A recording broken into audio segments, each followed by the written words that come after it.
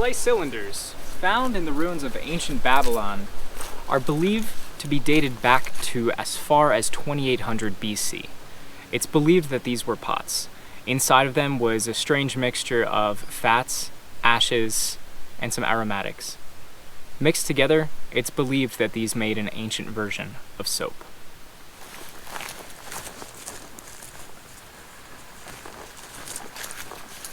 You know, I often wonder what plebeian first thought to eat the shelled orb that fell out of a chicken, or the first sap who pushed a calf out of the way and pulled on the udder of a cow only to let the hot milk shoot into his mouth like some twisted version of a water gun.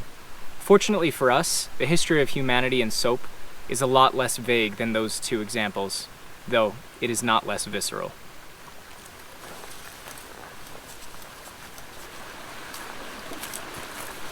We are headed all the way back to ancient Rome once again for this one, all the way to Mount Sapo, a mountain that supposedly laid rock somewhere in northern Italy, but has since either been renamed or relocated. And if that wasn't a good enough hint for you, this tale may be a bit on the fantastical side, but it's the best we've got, and it definitely has some roots in real history that really happened. And it seems to have been some sort of ancient ritual site for our tunic-wearing ancestors.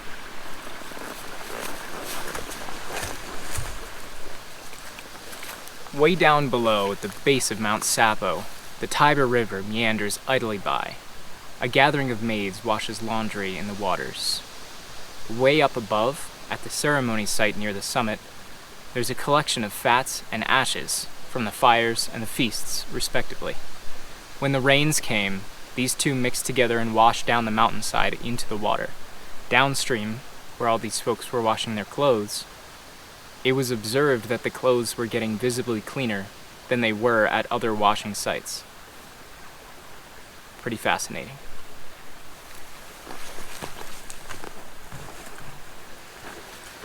Pretty soon, though, the fall of the ancient Roman Empire arrived, and with it, the fall of hygiene arrived. See, ancient Romans held what is currently believed to be the largest hygiene culture in the modern ancient world. They bathed, they washed, and they used soap. In fact, if you'd like to hear even more about ancient Rome and learn how to build your own tunic out of a bedsheet or a t-shirt, you can click this little gray box above me here, and you'll be teleported to another part of the internet where we cover that in a different video. At least, that's what they told me before the accident.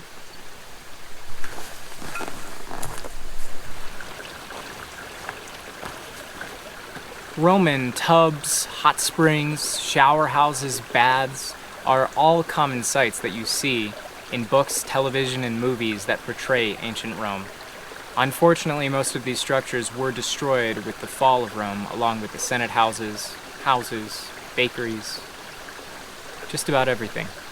And don't get me wrong here, I'm not saying that other cultures and other places didn't have absolutely phenomenal hygiene practices.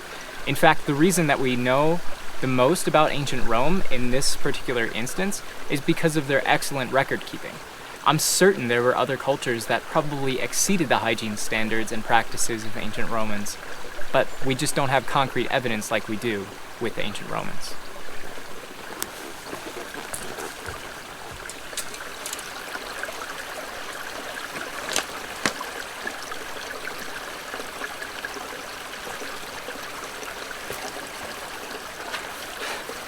This led to a rise of many different diseases in the Middle Ages, namely syphilis, dysentery, consumption, and the sweating sickness, which historians believe to be the common flu today. Soap making would not become popular until the year 700 AD, and the incidents that we just discussed in Rome, once again, they were in 2800 BC. That's a long time for soap making culture to not be very popular in the world. This time, though, it was in Spain. It was most likely beech trees and agaricus fat that composed most of the soap-making culture there. And from Spain, all these old recipes began to pop up, and soap-making became a popular hobby once again, and in some places it actually started to become a business. It moved upward and eastward throughout the continents, and then it became very, very popular in Europe around the year 1400, roughly 700 years later, after it started again in Spain.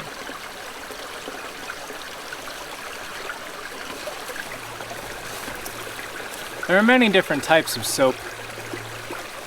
Bath, laundry, dish, beauty. My favorite is Castile soap. And as you know, if you watch this channel, that my favorite products have a wide variety of uses. It takes up less space, it saves you money, and I think it's a good mindset to have. And I think those types of items should dominate your shelves as well as mine. But at the end of the day, what dominates your shelves is ultimately up to Hurricane Tortilla.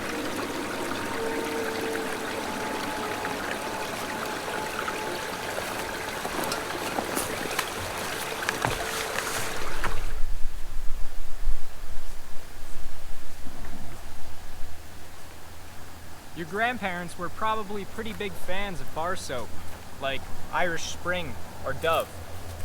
Well, with this trick that I'm about to teach you, our bar soap using friends no longer have to think about cradling an ever-shrinking ellipse that's just waiting to eject out of your greasy palms with the slightest indication that you may have miscalculated your exact angle and grip strength.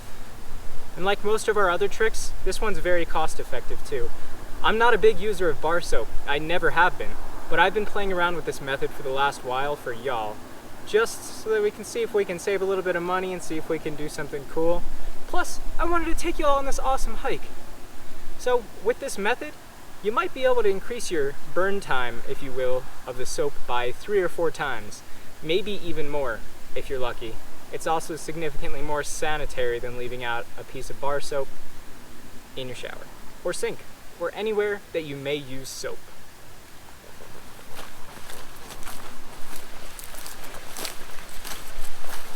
My good friend Mia turned me on to this brand of soap. It's called Chandrika. There's a bunch of scents on the market. This one's the original, the one that I like the best. And the second most popular one would probably be sandalwood. Honestly, I find the scent to be quite lovely, somewhere between wood fire, incense, and citrus. It's fresh, it's earthy, and it smells clean. The soap first saw official manufacture in this form in the year of our Lord 1940 by a man named Sri Kesavan Vaidyar. It was first produced in a small town called Irinhalakuda in a smaller subsection of Kerala. You'll notice on the box it says an Ayurvedic soap. Vaidyar was an Ayurvedic physician. This is a form of medicine we'll talk more about in just a moment. But just know that this type of soap is completely free of any animal fat, which is pretty cool. And it kind of pioneered that form of soap for folks that didn't want to wash themselves in animal fats. Just because you haven't heard of this healing system before doesn't mean that it isn't popular. In fact, when Mia told me about it, that was the first time that I had ever heard about it.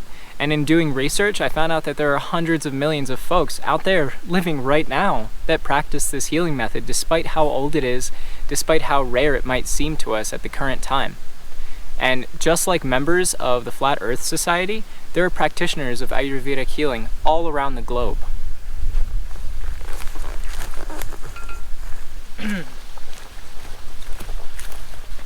Folks like Vaidyar seem to be rishis, or the equivalent of a priest or pastor, but I honestly struggle to find primary sources for this section. So if you have more information on this, or just want to share something, I would absolutely love to hear something about this from somebody more educated than I. This isn't my culture or my area of expertise, obviously, and I think it's very fascinating. So if you have something to share, please drop a comment down below. Additionally, I lead a plant-based diet, and I know that many of my viewers do too. Most soaps in the ancient world used animal fat, and most soaps today either use animal fat or a synthetic blend of fat, which is petroleum. But this soap is free from any type of animal fat. In fact, it says that on the back of the box. Prepared from genuine herbal extracts and high-quality vegetable oils, free from any type of animal fat. This particular one was packed in October 2019, and it was from batch number 66 of that year. So this isn't quite as big a company as Dove or Dawn or something like that. And they're able to focus more on quality control, I think. But my main point right here is that it's vegetable fat, and that's very important to me, that no lives were lost No byproducts were used of a death in the soap that I'm washing myself with.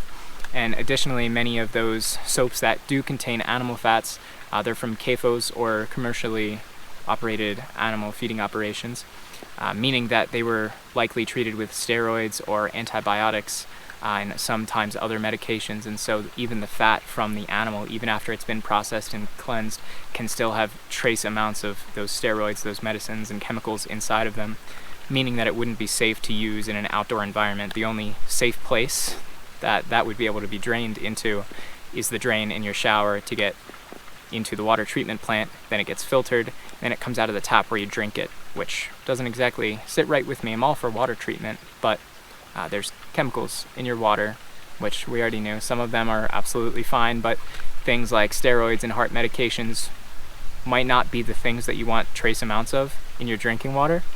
I digress. My point is that this stuff is safe to use outside. If you want to go bathe in a stream with this, it's perfectly safe to do so because it doesn't contain microplastics and it does not contain those animal fats with those chemicals.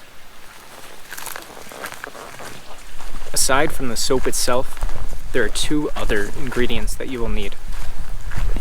The next ingredient is a bottle.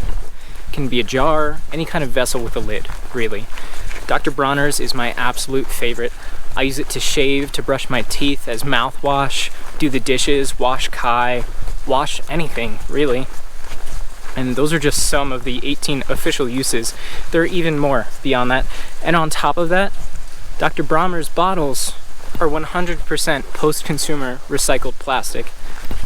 Dr. Bronner's is not a sponsor, yet. Really, the only requirement for this is that it has a lid, because you don't want the outside air and whatever's in your house to get inside of the bottle.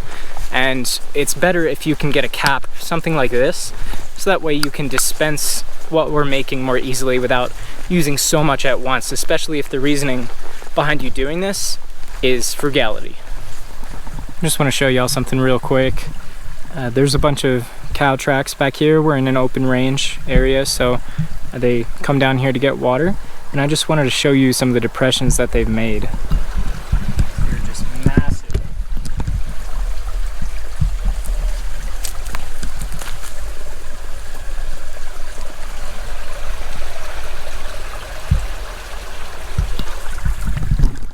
If you haven't learned yet, I kind of have an affinity for cows.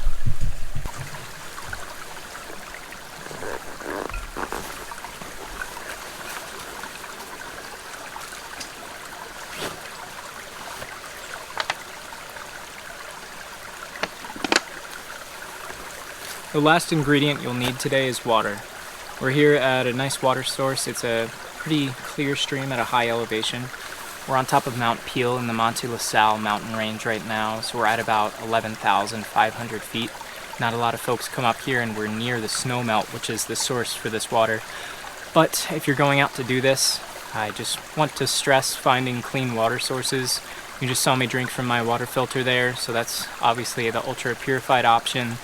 There's chemical options and other things like that. In fact, we're going to come out with a video about that soon. But if you're doing this, or if you're just getting drinking water in the backcountry, whatever you're doing, please be sure that your water is as safe as can be. I'm going to use the water here without a filter today for this project, simply because I know that nobody else other than I will be using this soap. So nobody else's health is at risk but my own, and I feel comfortable doing that. I've drank many times from this particular body of water right here, and I've never gotten sick from it. That being said, that doesn't mean that there isn't a dead cow half a mile up laying in the middle of the stream. And we did just find evidence that a cow has been here since the last rain, which is 9 days ago now. So it's not as clean as it used to be in this particular spot, but I still think that it's very, very clean. So I encourage you to go out and harvest your own water, because it adds a bit of story to it and it adds a bit of spirit to it as well. Tap water will work absolutely fine, but try and find the softest water you can. That is water containing the least amount of hard minerals in it. And if you're one of the city folks and you want to harvest your own water, similar to what I'm about to do, just go under your sink or under a friend's sink and find a leaky pipe. Hold a little camping cup under that, and that counts as harvesting your own water.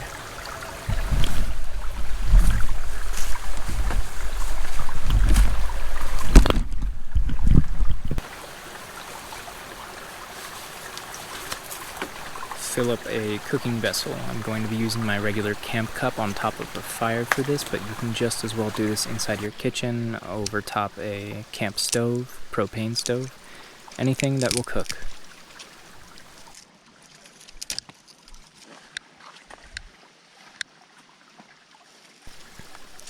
Once our soap is made, we're not going to use the entire bottle at once. It'll sit for a little while, which will give microorganisms a chance to multiply and grow. Although they are present in the water I just drank, their quantity and strength is not enough to make me sick. Give it a bit of time though, and the residents of this water can quickly become fatal if ingested, particularly if you have a weakened immune system or a lower probiotic culture in your gut.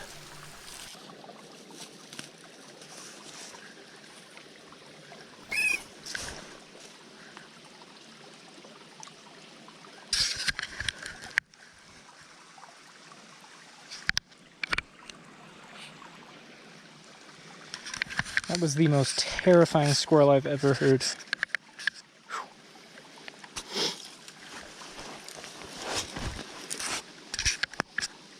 Nothing quite like it. You think you're all alone?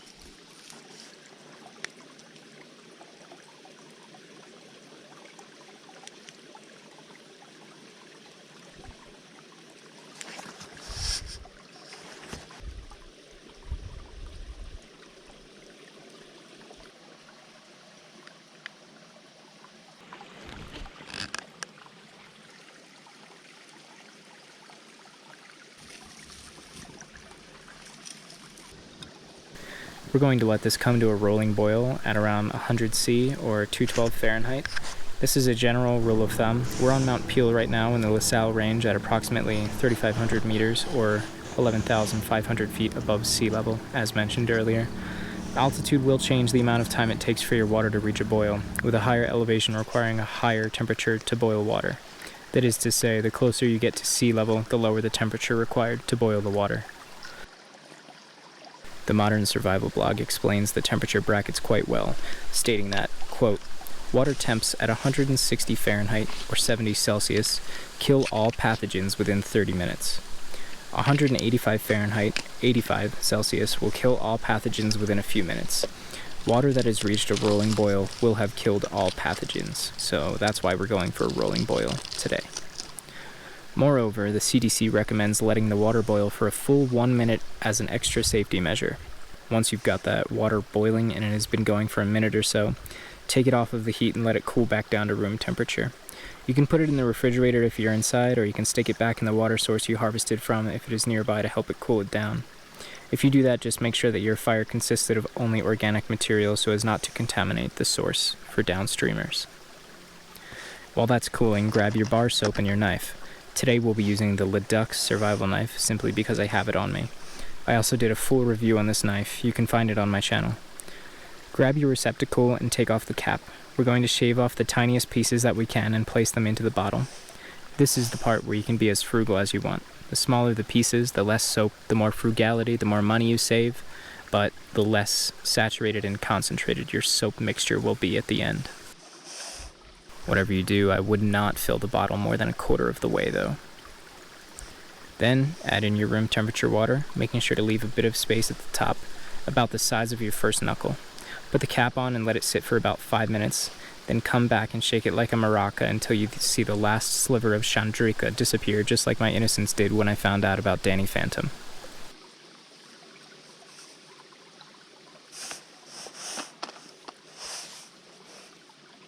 And as a final step, shake it quite a bit. Even if those slivers aren't totally dissolved yet, that's okay. There's going to be a lot of foam that forms in the empty space that you left near the top.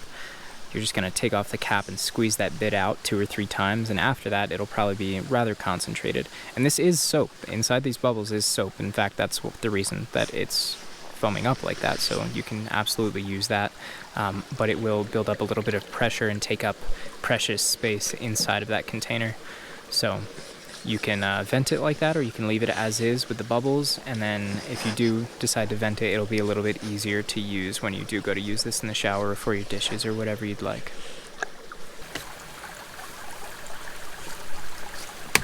Well, my friends, that about sums it up for this video. Thanks for joining me on this beautiful hike. I hope you had as much fun as I did.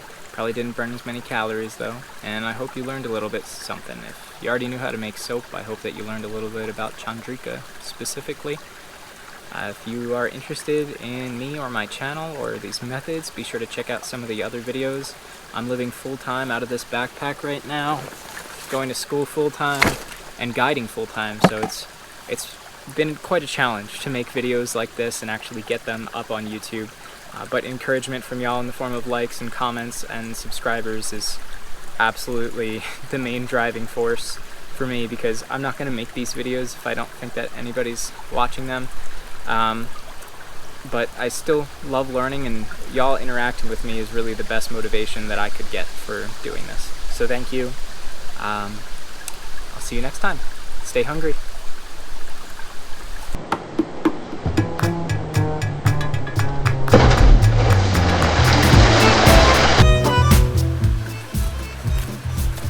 Guess where we're going for this one? All the way back to ancient Rome.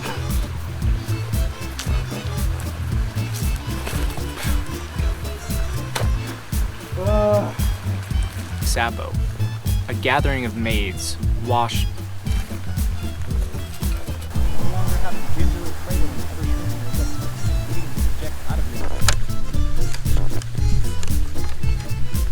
Manufactured in the year of our Lord 1940 by Sri Kesavan Vaidyar. Sri Kesavan Vaidyar. Sri Kesavan Vaidyar. Irun Halakura, Ayurvedic physician. The soap first saw official manufacture. Whoa. Alright. The soap first saw official manufacture in the year of our Lord 1940 by Sri Kesavan Vaidyar. In this official method, by Sri Karalan Vaidyar. I don't understand how these trucks are so loud. They're at least 3 miles away from here. By a man named Sri Kesavan Vaidyar.